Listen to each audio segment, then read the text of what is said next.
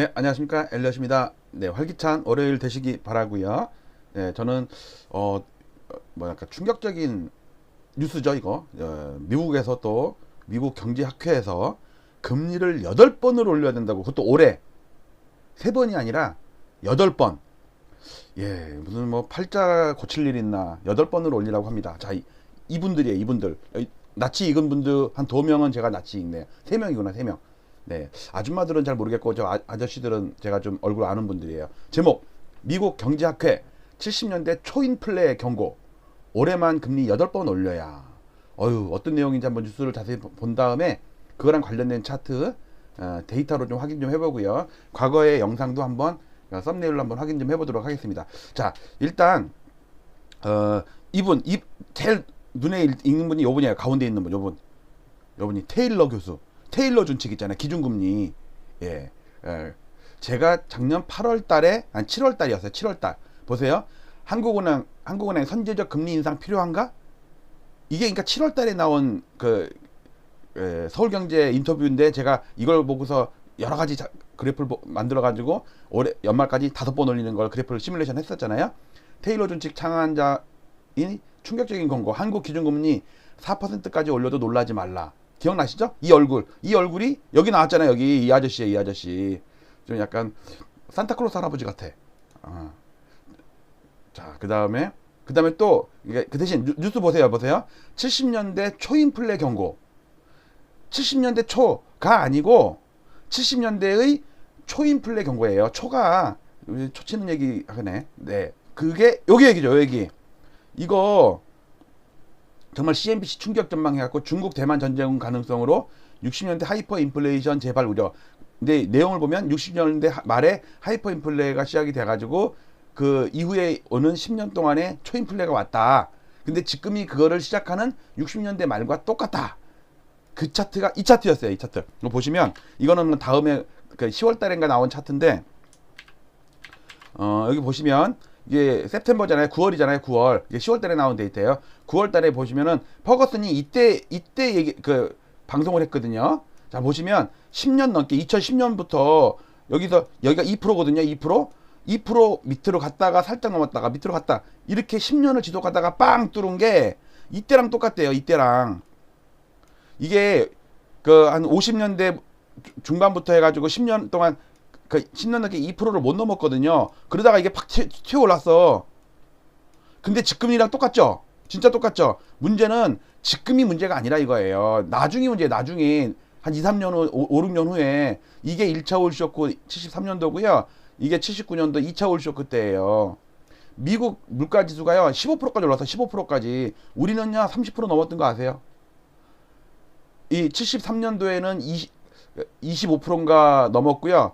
여기 79년도에는 30%가 넘었어요. 우리 물가가. 황당하죠. 이런 때가 온다니까. 지금 2% 3% 이게 아무것도 아니야. 이분들 얘기 들으면. 자, 뉴스를 먼저 보면서 좀 살펴보도록 하겠습니다. 인플레 예상보다 오래 갈 거.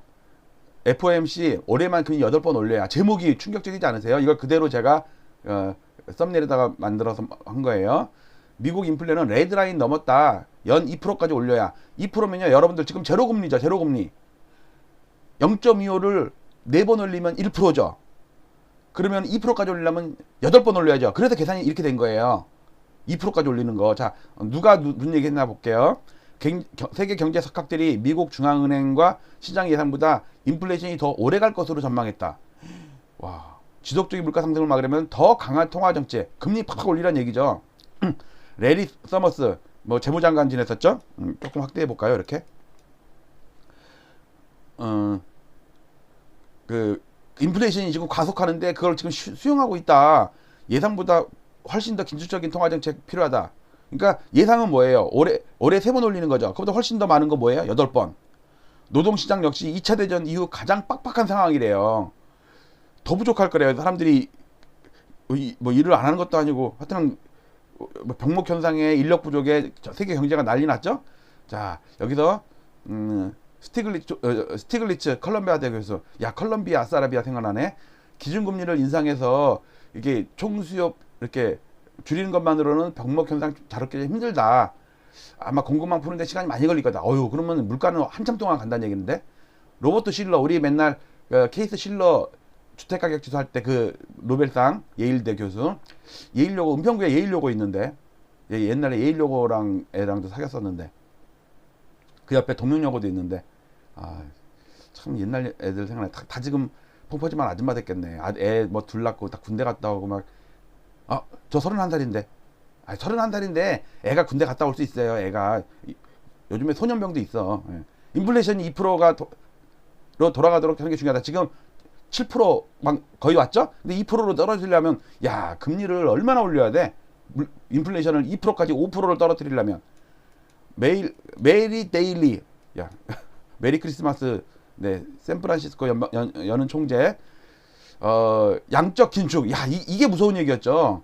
그러니까 양적 완화는 돈 풀던 걸 좀 덜 푸는 얘기인데, 양적 긴축은 뭐예요? 있는 거를 내다 파는 거야. 그러면 돈을 회수한다는 얘기잖아요. 지금 돈으로 올렸는데, 부동산이든 주식이든 모든 경제 이런 금융상품이나 이런 것들이 돈으로 올려가지고 돈의 가치가 떨어졌는데, 이제는 돈을 회수하면 시중에 돈이 그만큼 귀하겠죠. 야, 그럼 돈이 귀해지면 돈이 우대받겠네. 보세요. 근데 이런 교수가 아니고요, 여는 총재예요. 이분이 투표권 있나 없나 모르겠는데 하여튼 여는 총재 중에 한 명이에요. 샌프란시스코 여는 총재예요. 보면요, 3월달에 기준금리를 올리고, 이거는 이제 뭐 70%까지 올라왔으니까 확률이 올리는 건 이제 기정사실화 됐어. 우리도 이번 주 목요일날 올리죠. 그리고 빠르면 5, 6월달에 양적 긴축. 아이고 뭘 내다 판대, 채권을 내다 판대. 그럼 돈이 회수가 돼. 큰일 났어요. 예상을 뛰어넘는 처방이 필요하대요. 그러니까 뭐야? 사람들 뒤통치 치는 정책이 필요하다 이거예요. 야, 우리 양적 긴축은 솔직히 듣도 보도 못한 얘기죠. 양적 완화는 얘기 많이 들어봤어도.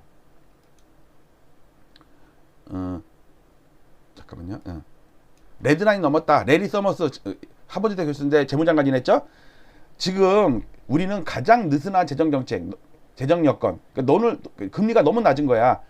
그 다음에 빡빡한 노동시장, 야, 공급도 안 되고 노동력도 없고 지금 사람 구하는데, 야, 우리나라는 사람 남아도는데 여기는 사람이 없네. 근데 이게 지속 불가능하다. 이렇게는 오래 못 간다. 다 무너진다 이거예요. 앞으로 금리가 크게 올라가는 것을 보게 될 것이다. 무슨 뭐 이거 무슨 저주하는 것도 아니고 무슨 이런 악담을 해. 2, 3년 동안 인플레이션 전망을 더 비관적으로, 뭐야 지금도 7%라고 해서 난리인데 뭐 10% 넘는다는 얘기야? 존 테일러, 우리 반가운 테일러 형, 4월달에 이미 레드라인 넘었다. 그러니까 테일러 교수가 한 게 7월인가 8월인가 7월달에 전 세계 이제 인터뷰를 하면서, 우리나라도 인터뷰를 하면서 한국 금리 4%까지 올라간다. 놀라지 말라. 그 얘기했던 거 아니에요. 근데 미국도 그때 이미 레드라인 넘은 거야. 우리도 넘었고. 재정정책, 통화정책 모두 규칙과 준칙 기반 정책으로 돌아갈 시점. 드디어 나왔네. 준칙. 테일러 준칙의 준칙이에요. 테일러 준칙은 중앙은행의 재량이 아니라 인플레이션의 목표치와 실제 시장 상황의 격차에 따라 기준금리 목표를 설정해야 한다. 이게 뭐예요? 여기서는 인플레이션이야. 인플레이션의 목표치가 우리는 2%란 말이에요. 근데 실제 상황에 차이가 벌어지면, 물가가 많이 올라가면 그 차를 좁히려면 어떻게 해야 돼요? 금리를 올려야지. 네. 제이스 퍼먼 하버드대 교수예요. 야, 여기는 전부 무슨 뭐 예일대, 하버드대, 무슨 콜롬비아대, 무슨 아스라비아, 진짜 대단한 교수들만 나왔네. 수요는 추세 이상으로 증가했다. 그러니까 물가가 오르지. 올해에도 인플레이션이 매우 높게 유지될 가능성이 크다. 그 다음 기사 볼게요. 조지프 스티글레츠 콜롬비아 아스라비아. 전 세계가 지금 많은 국가가 부채 문제에 직면해 있지만 대부분 나라들이 부채 구조조정 해결 방법을 채택하지 않고 있다. 지금 우리도 맨날 부채 문제가 심각하다고 그러잖아요. 지금 한겨울에도 부채야. 저는 지금 에어컨 틀고 사는데 이 방송 장비들 때문에 에어리 많이 나요. 올해만 8번 금리 올려라. 더 빨리, 더 강도 높게. 야, 무슨 저주를 해라, 저주를 해. 서머스. 네. 더 긴축적인 통화정책이 필요하다. 조간영 피터슨 국제경제연구소 선임연구원. 조간영. 기대 인플레이션율을 감안하면 올해 실질금리는 연 마이너스 2% 이하로 매우 낮다. 그러니까 2% 올려도 제로금리야, 실질금리가. 더 공격적으로 완전히 파월한테 막 딱밤을 놓듯이 막 압박을 하네. 보세요. 수급 불균형도 심하기 때문에 올해 연방공개시장위원회가 열릴 때마다 매번 금리를 0.25%포인트 이상을 올려 연 2% 정도로 인상해야 한다. 와, 8번. 그럼 8번이에요. 그러면 시장이 예상한 건 3회란 말이에요. 그것도 억지로 파월이 떠들어 놨기 때문에 할 수 없이 우리가 그냥 상식으로 그냥 3번 올리겠구나 이렇게 인정을 받아들인 거지. 근데 그건 시장의 예상이고 시장의 예상을 훨씬 뛰어넘는 걸 해야 된다니까 2% 8번. 야, 그리고 이 퍼먼 교수가 이 사람 아이스크림 퍼먹는 교수인가 보네. 퍼먼 교수도 정책이란 게 1년의 시차가 있을 수 있다. 그러니까 당장 뭐 금리가 올린다고 해서 물가가 안정되는 게 아니라 6개월 1년의 시차가 걸린다. 오늘 3월부터 6월 사이에 어떤 결정을 하든지 그러니까 금리를 올려도 여전히 완화적인 통화 정책이다. 그러니까 그 한 8번, 4번, 8번 이상 올려야지 그때 이제 정상적인 통화 정책이지 지금은 너무 낮은 완화적인 정책이다. 캐서린 만 영국 중앙은행 총재. 어떻게 또 영국 사람이 여기까지 와서 또 떠들고 있네. 글로벌 공급 차질 문제를 이것 때문에 물가 상승이거든요. 이것 때문에 수입 물가 지수, 생산자 물가 지수가 올라가니까 이제 소비자 물가 지수한테까지 전이가 돼가지고 전가되죠. 예, 로버트 슐러, 케이스 슐러 여러 위험을 관리하려면 가까운 미래보다 먼 미래를 보고 대비해야 된다. 먼 미래. 그러니까 지금 당장 뭐 주가 폭락, 부동산 폭락 이거는 일시적인 현상이고 우리가 인생 100년 살고 그러면서 겪는 일인데 문제는 먼 미래를 보려면 세계가 공동동방하지 않으려면 대공황이 오지 않으려면 이런 걸 대비해야 된다. 스티글레츠 교수도 통화정책과 재정정책이 한계에 봉착했다. 큰일 났다. 국가 간 백신 불평등 같은 문제는 국제적인 종합대책으로 해결할 수 있다. 이거는 뭐 원론적인 얘기고. 자, 다른 기사도 많이 나왔는데 이제 그 미 경제학회 그러니까 석학들만 모인 거야. 그것도 미국의 하버드, 예일 막 이런 석학들만 모였어. 돌대가들만 모여가지고 떠들고 있는데 또 다른 기사에도 뭐라고 떠들었나 좀 봅시다. 해볼게요. 미 통화 정책 안 통할 땐 70년대 초인플레 재현될 수도. 야, 스티글레츠 기준금리 올려도 공급망 문제 해결 어려워. 같은 얘기죠. 코로나 이후 발생한 인플레이션 기존 경제학 이론으로는 한계, 금리 외 정책 대응 카드 필요. 금리 외에 또 뭐가 있을라나? 그치, 회수, 돈 회수, 그 양적,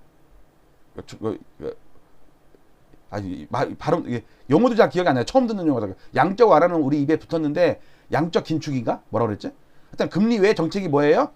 갖다 파는 거야. 돈 빨리 회수해버려. 미 연준 보유채권 매각은 시장 영향권 점진적 사용. 근데 또 이것도 점진적으로 사용하래. 그러니까 채권 매각해가지고 아까 돈 회수하려면 그래놓고 또 이제 또 겁났나? 약간 병 주고 약 주고. 네. 여기 얼굴도 쭉 나왔네요. 그다음에 미국 인플레 레드라인 넘었다. 금리 연 2%까지 올려야. 미국 경제학회 1년에 한 번씩 모이는 경제학회 석학들이 경고를 했대요. 왼쪽부터 이 사람이 이제 테일러인 줄 알았어요.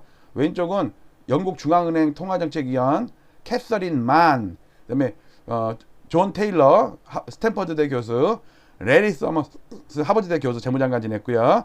그다음에 스티글리츠 컬럼비아대 교수, 그다음에 에벌리 제이스 에벌리 노스웨스턴대 교수. 네.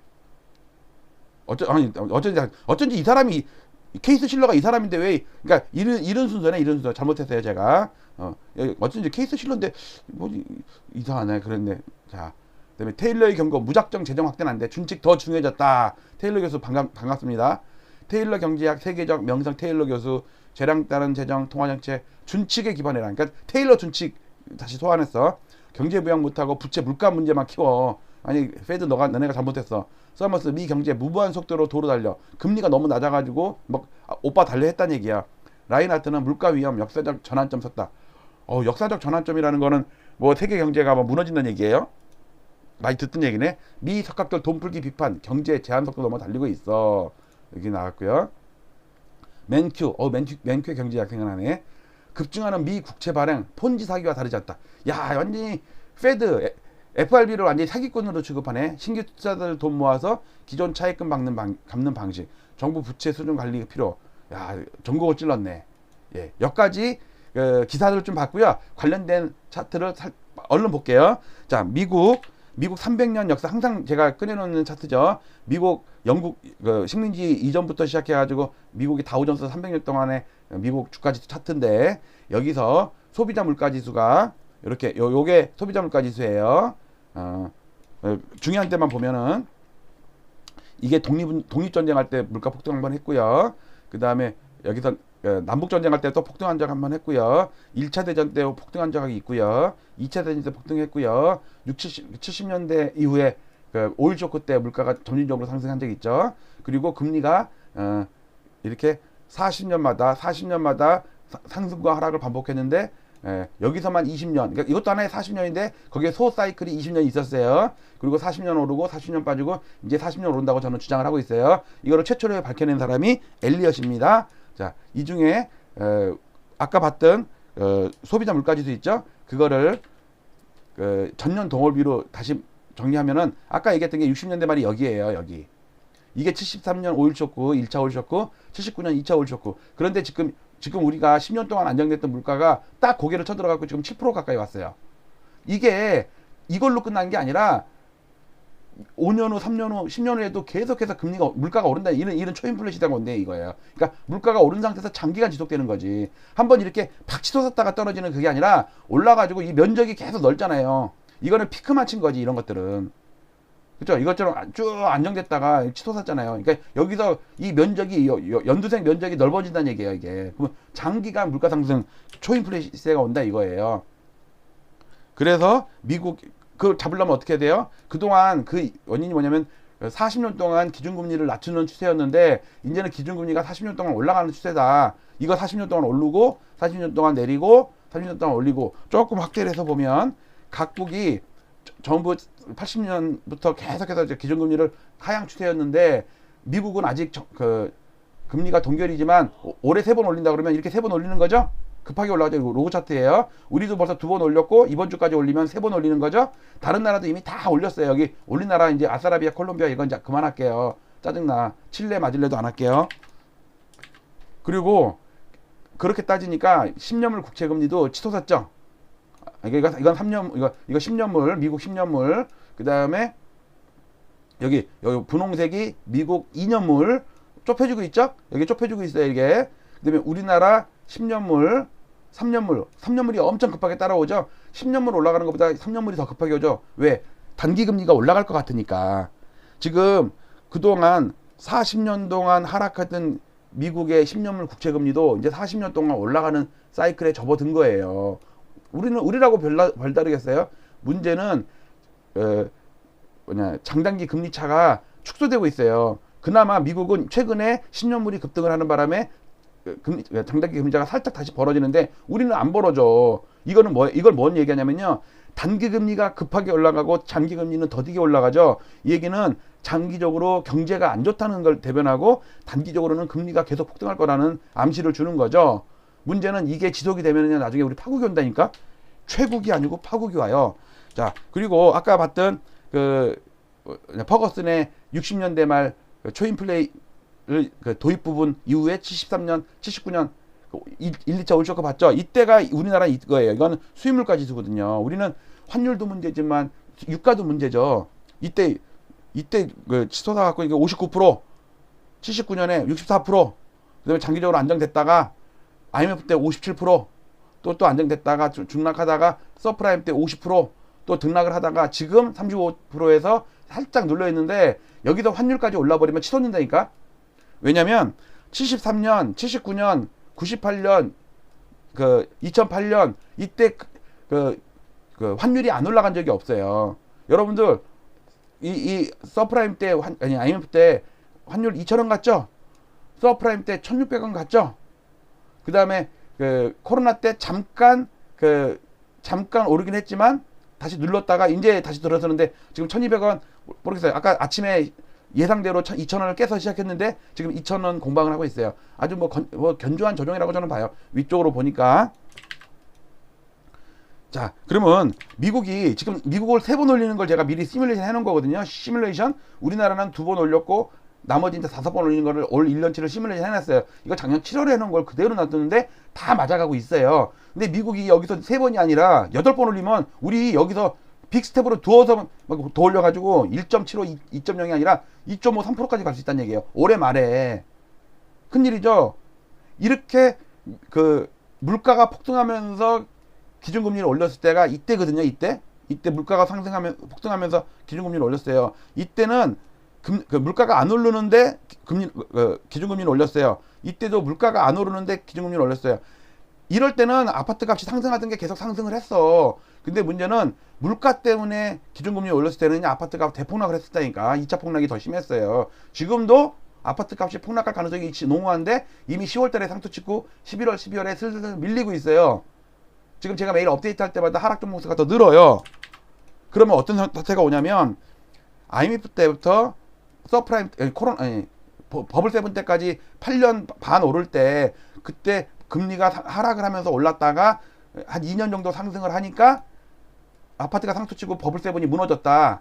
왜? 계속 금리가 계속 올라가니까. 2년 정도 오르는 거는 버틸 수가 있어.